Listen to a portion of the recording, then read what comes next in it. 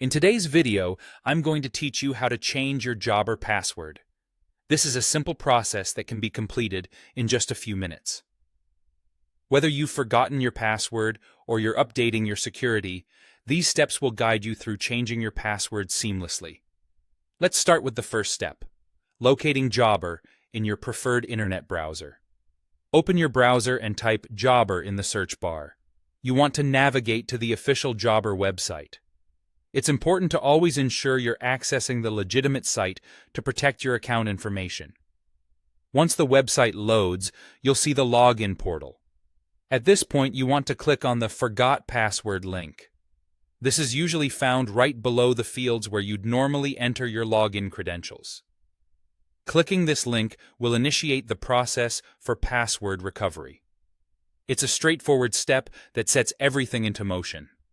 Next, it's time to enter the email address that's linked to your Jobber account.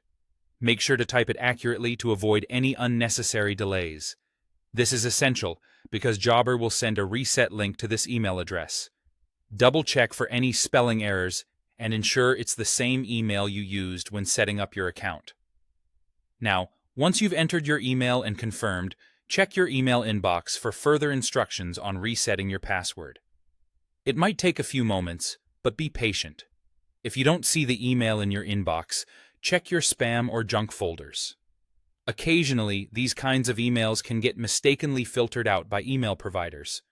The email you receive will contain a secure link. Click on it to proceed with resetting your password. Follow the instructions provided in the email carefully. You'll be prompted to enter a new password. When choosing your new password, make sure it's memorable yet secure.